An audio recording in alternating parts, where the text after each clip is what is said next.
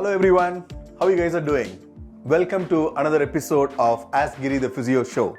This is episode 19 and season 2. If you haven't visited already, check out physioshow.ca to view all the archived episodes. There's a lot of great information and knowledge sharing there which will help you or your family member or a friend for various problems from bumper to bumper, I call it. Yeah, check it out and give me some feedback. And this video is going to be on YouTube as well. So watch this and learn about how to eliminate cervicogenic headaches and dizziness. That means how to eliminate dizziness and headaches coming from your neck. You must be wondering, are you kidding me? Neck gives me headaches and dizziness? Yes, they very well do. And you're going to learn a lot of information about it, which you can use it at home. And I'm going to come up with strategies, what you can do to help yourself and your friend or a family member to kind of get help from the dizziness and headaches coming from the neck. If you like it, please press the like button, subscribe to our channel, which is Ask Giri the Physio Show, and then just subscribe and also share the news with your friends so they can get much more benefit, evidence-based knowledge straight to your computer or your screen, and you don't have to go and search for anywhere else. Let's proceed. Cervical spine anatomy. We're not going into a lot of details here. This picture I put it there for you to understand how complex the neck is. It's such a small real estate, but that 7 bones and the discs and the arteries and the nerves and a lot of sensitive structures. It's just full of sensitive structures out here. So that's why we need to treat it with some gentle love and care. So how we abuse our neck, right? We all abuse your neck so much nowadays, especially after Steve Jobs invented iPhone and iPads. The abuse has been increased in very high proportions, right? So just a picture you see there, look at how your head angle changes and how much more weight and stress is adding to your neck muscles. It gives you a little kind of a schematic idea, right? So that's why when I see my patient sitting in the waiting room, like the third picture with head down like this, I go and correct. My treatment starts from the waiting room. So I go correct them to teach them, even if it's patient or not a patient or a caregiver or a family member, I go correct their posture, how they are using their phone. And this is one of the worst abuse of neck. And I also did a small video last year about Text neck syndrome. It's basically based on this as well. You can go check it out on our Insta Physical Therapy YouTube page for that. So this is one way. So remember, your head, an adult head weighs about 20 to 25 pounds. So every inch you go forward or you bend down, you're going to add about 200% more stress to your neck muscles and the structures, soft tissue structures and the joints and everything in your neck. So the more you bend, more stress. 4 inches, 800% stress. Do we need that? Okay.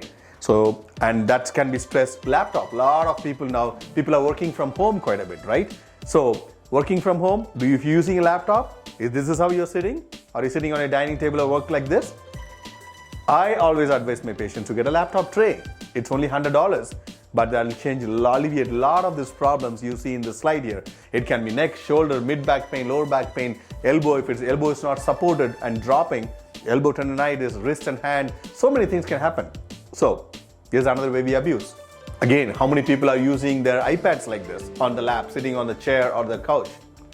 Driving, poor posture while driving, right? The head to the windshield, quite a bit of forward and not positioning the seat properly, not positioning the headrest properly.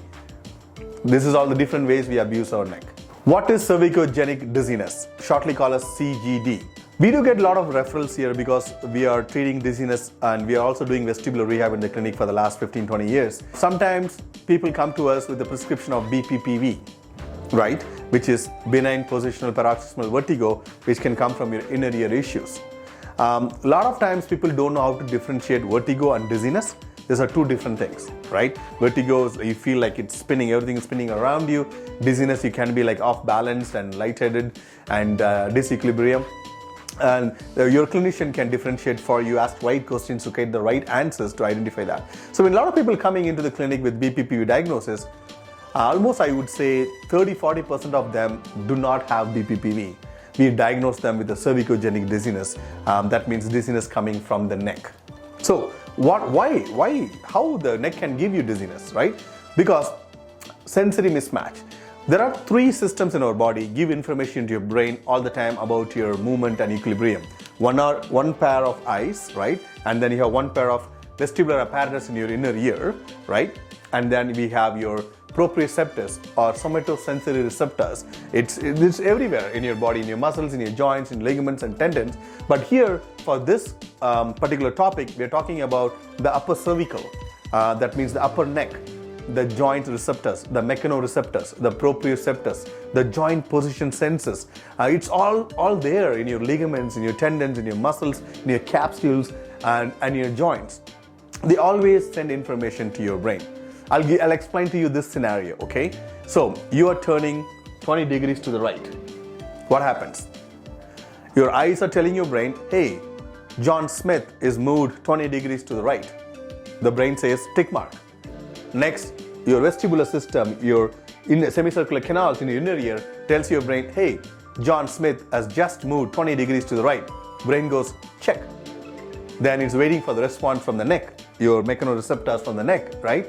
Neck is saying, no, John Smith is only moving 5 degrees to the right because it's messed up because of all the abuse we're giving to the neck. Then brain goes, wow, the eyes are saying this, the vestibular system is saying this, but the neck is saying this.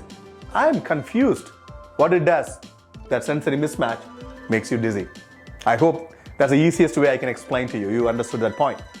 So, this sensory mismatch can happen due to all the neck abuse, to stress to the joints and the muscles. You can develop trigger points in your muscles which can give you a problem. And also there are some deep neck muscles which is not having good strength and endurance, which also can give you problems, right? We're going to discuss those things later. And also another main reason for dizziness from the neck is whiplash, which is your car accidents or any kind of sports injuries which gives you whiplash injuries. And also a lot of concussion also combined with whiplash can give you dizziness as well. So we treat a lot of post-concussion patients and most of them have whiplash obviously because you cannot move your head without moving your neck. So that also is impacting that. 60% of the people who have whiplash, we treat a lot of car accident people in our clinics, so they have dizziness. So most of them are cervicogenic dizziness. We do rule out the vestibular BPPV and other things, and then we'll come and diagnose them as cervicogenic dizziness. And for physicians, I just want to let you guys know that this is very common and not all dizziness or BPPV, and we can easily identify and rule out cervicogenic dizziness, and easily we can treat that. So instead of having your patients taking all these anti-dizziness medications, Gravol and Circ and everything for a long time, send them to a trained vestibular therapist or a trained physical therapist with cervicogenic dizziness experience. We can really identify that very quickly and give a good benefit to your patients. Next, I told you trauma and impairment to the upper nerve, especially upper ones, from C1 to 3, those are the areas which is really can cause cervicogenic dizziness. It will cause you imbalance and disequilibrium as well. So you see the picture there in the whiplash injury, how much of the flexion, extension, hyperextension is going on in your neck, and that can cause easy trauma to your soft tissues in the neck, which can cause cervicogenic dizziness. So sensory mismatch, remember that word, and that causes you dizziness from the neck. So again, cervicogenic dizziness is considered as exclusion, diagnosis of exclusion, right? You do bunch of tests to, okay, not inner ear, not brain, not cardiovascular, not metabolic, right? Not drug-induced dizziness. You kind of rule out all those things, then come to a conclusion, hey, this is coming from the neck. And there is a couple of tests we do, like a neck torsion test and things like that, to identify whether you can elicit some of the symptoms while moving the neck. So this is cervicogenic dizziness. It usually comes also associated with some neck pain, some restricted range of motion in your neck, and also sometimes headaches as well. So it's easy to diagnose this part once you ruled out everything else. So you also have to consult your physician first when you have dizziness to rule out the other things I just mentioned, right? You don't have any problems with your heart and lungs. You don't have any problem with your metabolic issues. You don't have any problems with neurological, right? And or sometimes some drugs also can give you dizziness. Once you ruled everything out with your physician, then it's our cup of tea to find out where it's coming from. Then we'll go from there. Sometimes we have to assess and refer back to a physician or refer back to a neurologist for further investigations, or to an ENT, audiologist for further investigations. We always do that. We work with them so that we make sure you get the proper care for this. Next, we go to the cervicogenic headaches. Yes, headaches can come from the neck as well. 15 to 20% of all headaches are from the neck, right? And women are 4 times more predisposed for that headaches than men. Maybe men are giving them more, I don't know that. So why? How a neck can give you headaches and how it is different from migraine and other headaches, right? So I'm going to just go into a little bit of a neurophysiology and neuroanatomy here. I'm trying to explain as simple for a layman terms for you to understand how neck can create headaches, right? You see the diagram here, and you see right on top of the cervical vertebrae or your neck vertebrae, this anatomy, right? Look at that kind of a spoon kind of thing coming from your brain all the way down to your neck. That is your descending trigeminal nerve nucleus. Okay, trigeminal nerve is your 5th cranial nerve, comes from the brainstem, and that one of the nucleus, it's called descending nucleus, comes all the way down through up to your 3rd cervical spine, which is 3rd neck vertebrae, that nucleus. So that nucleus that's a nerve which supplies your face. It has 3 branches, your ophthalmic branch, your maxillary branch, and mandibular branch. It supplies the skin and everything around here, right, for the sensation of the face. And there is a connection between your first 3 neck nerves from the neck and the nucleus at that level. So you see the connection from C1, C2, C3, and there is a connection between them and the trigeminal nucleus. So when there is a problem and irritation of those nerves and the mechanoreceptors from the tissues, either can be a capsule or the ligaments, because their connection with the trigeminal nucleus, that pain is referred to here. So most of the time, cervicogenic headaches has a specific pattern in here, just from here to here. So that pattern is very important to identify cervicogenic headaches. Why? Because it mainly affects the ophthalmic branch of the trigeminal nerve. And there is a reason for that too, because the other 2 branches ends up higher in your spinal cord. But mainly the ophthalmic branch comes a little bit lower, up to the lower cervical level. That's why you get more referral to the ophthalmic branch compared to your maxillary and mandibular branch. So a little bit of a neuroanatomy for you to understand, neurophysiology to understand why or how the neck stress and the neck issues can give you headaches, and which is called cervicogenic headaches. So hope you understood that. And if you have any questions, please comment in the comment section. I personally reply to your message. So how you differentiate cervicogenic headaches with other headaches? You see the diagram there, the referral pattern, how usually people say, oh, I got neck pain, stiffness, and then there is pain either from here to here, here to here. Patient will explain to you perfectly on this one. They're very good in explaining if you ask the right questions to them, right? Then how to differentiate that? There's a small tabular column for you guys to see how we can differentiate. Usually it's unilateral. Cervicogenic headaches doesn't come both sides usually, because usually that side where referring headaches, that's the same side usually we find some restricted range of motion and pain in palpation of your joints and muscles in there. Maybe find some trigger points in the muscles in the scalene and sternocleidomastoid, and those trigger points also we can identify on that area, right? It can be chronic and episodic, and it can last longer. The dizziness and the vertigo coming from the inner ear doesn't long that long. It's usually short, 30 seconds, 60 seconds, or 1 minute or 2 minutes, but these headaches can last for days. Right? So that's one of the differentiation point. It's usually non-throbbing, and also it's usually associated with stiffness of the neck and range of motion deficits and a lot of pain spots in that area. So that kind of explains to you how to identify cervicogenic headaches. And if you have this, do not wait any longer.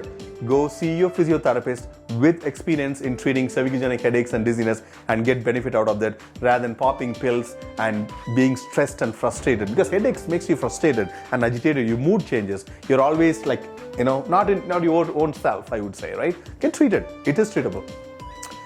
Cervicogenic dizziness and headaches respond very, very well to physical therapy. That's a great news, isn't it? And we have a lot of success, usually 3 or 4 treatments. You're good and you corrected everything, you know how to take care of yourself, and you do it and change the way you are using your neck and stop abusing and do few things to strengthen, move better, and correct your proprioception. You're good. So prevention, I just put 3 pictures here. If you're using laptop, I beg you to buy laptop tray, $100. How many hours are you spending and sitting on the laptop, and how much abuse is going on? Please, after watching this, go and order your laptop tray. I do not care where you order from, Amazon, Staples, wherever it is. Get that ordered first. Your body, your neck, your brain will be very thankful to you, and you're preventing a lot of stuff for that. $100, that's it. And the next, another very important exercise is the chin tucks, right? A lot of times we are forward headed, forward shoulders postures, and then this chin tuck exercise, tucking your chin in, holding it for a few seconds and letting it go, right? In, hold, let it go. This is a great exercise. You can do anywhere, in your office, home office, or in your office. Nobody cares. You can do this. It's really good exercise for your neck. And also driving, watch your posture, how you're driving, how you're sitting on the car, how much is elevated, how your posture. So don't drop into that one, don't go like that, just relax and nicely. And also don't push back too much like this, right? So watch out for those things. That's why I put a lot of things you can do to prevent cervicogenic dizziness and headaches. Next, how to eliminate. That's what everybody wants to know. What can I do, right? How to eliminate. We have a few points here. We're going to discuss each and every point. Then we are done, okay? If you need to take a break, pause, go get your water, sit upright and move your neck a little bit. Let's proceed, okay? Let's go. The first point, healing dysfunctional relationships changes the conversation. You have to understand how your body works. Neck is your steering wheel of your body, right? From birth, the first thing we gain is our neck control, right? Baby able to hold the head and neck on top of the shoulders. And then they develop writing reactions, which starts from the neck again. From the writing reactions, they develop postural reflexes. And they are very helpful for the developmental milestone for you to hold your head, come up, roll. Even your rolling is initiated by the neck. You cannot roll without moving your head. You can roll, it looks very awkward, that's not natural. But babies, we treat a lot of kids, pediatric conditions, because I'm also a pediatric therapist, with a torticollis, which is kind of a stiff neck or wry neck to one side, very stiff. Those babies will not roll to the other side because they can't move the head. They will not use that side arm properly because they cannot, the synergy, the writing reaction is not there. So neck is a very important part of our body and steering wheel, even for adults, okay? The neck coordinates how the head is, the shoulders and neck and the pelvis. Your pelvis sets up your neck, that will go into the detail of that. And your feet and neck are connected, everything is connected. So understand these relationships. Then you understand what is normal. Then you identify what's dysfunction is, why you're dysfunctional, why it's not moving properly. When you rotate your head, it's your shoulders coming forward. That's dysfunctional. Your neck and shoulders should be totally dissociated. Are they associated? You have a problem. You got a lot of myofascial stiffness. Every time you turn your head, the shoulders coming forward. You can notice that when you're lying down flat on your bed or the floor and try to rotate and see how the shoulder is behaving. That's a small example. So these dysfunctional relationships you have to identify and heal them first and to prevent, right? And I told you the postural correction from pelvis up. You see, these diagrams or pictures explain to you, depends how your pelvis is there when you're sitting, that affects how your neck is positioned. If you sit, the first picture is slouched, the pelvis is here, the neck is going to go forward. If you in the middle picture, you see the sitting upright, the pelvis and the neck lined up nicely. The next one, forward, how it is changing. So you set up your neck with your pelvis. When you sit, make sure your weight is going through your sit bones. That's very, very important, and sit up right.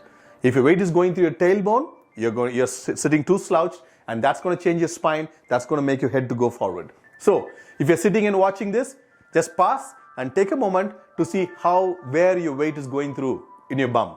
It has to go through your sit bones in your right deep in your bum.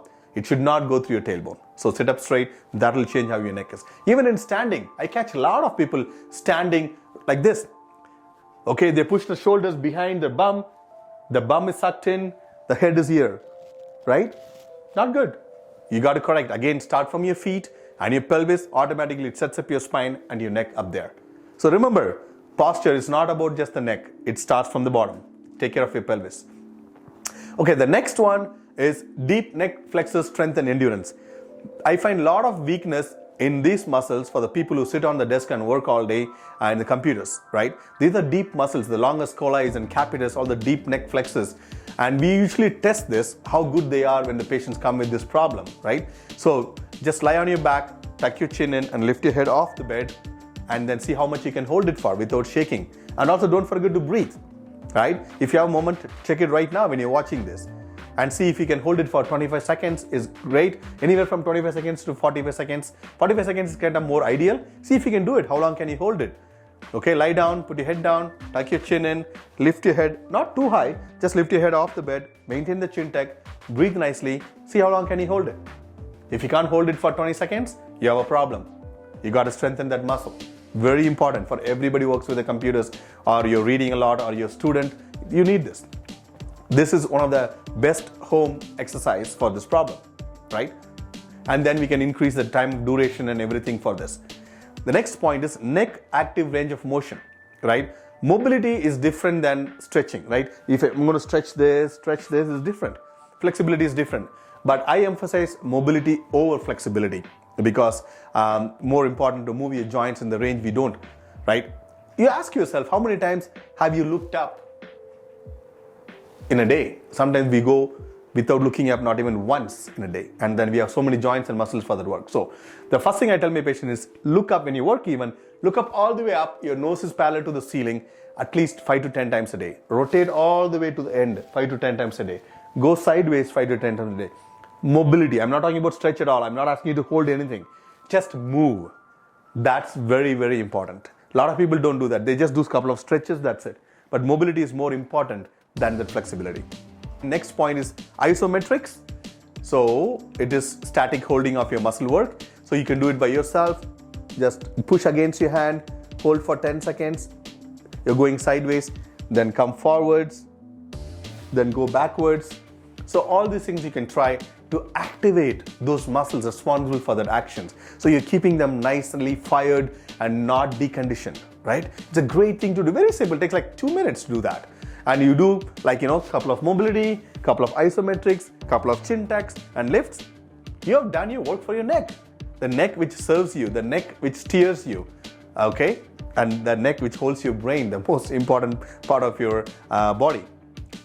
So the next thing, what's the next thing? Vestibular ocular system. So that means the connection between your neck, your eyes and your inner ear, right? And before going there, I just want to show you this, how your neck is connected to the vestibular nucleus in your brainstem. They kind of works on the balance and the equilibrium. So the information from your neck, which says the proprioceptive, that's actually mainly from the neck, it goes to your vestibular nucleus, which is in your midbrain and the brainstem. Okay, vestibular nucleus receives a lot of information from your eyes, your neck, and then it coordinates with the cerebellum to fine-tune a movement and gives a good output for your eye movement and also for your body movement and balance and equilibrium, right? So this is kind of the small circuit for you to understand. If there is a messed up information coming from your neck to your vestibular nucleus, and that's going to mess up how your eye movements and body movements and balance and equilibrium are, right? So that is why some of my cervicogenic dizziness people have imbalance. I treated a LPN recently. She came to my clinic like this, very imbalanced, and she was so scared.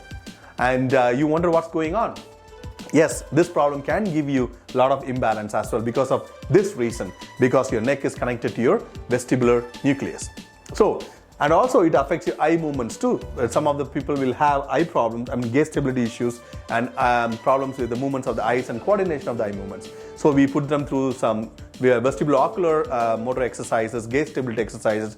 There's a whole bunch of exercises. I just put one sample exercise out there. There is a whole bunch. We have to assess and treat different ways and progress your exercises different ways, right? And also I put a picture there for you to understand the connection between your inner ear and your eyes so that you understand they are connected as well, right? So I want you to understand these relationships.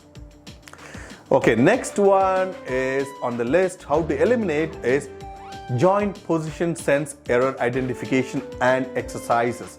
What is joint position sense? That's your proprioception. So there are receptors, mechanoreceptors and proprioceptors in your joints, muscles, ligaments and tendons.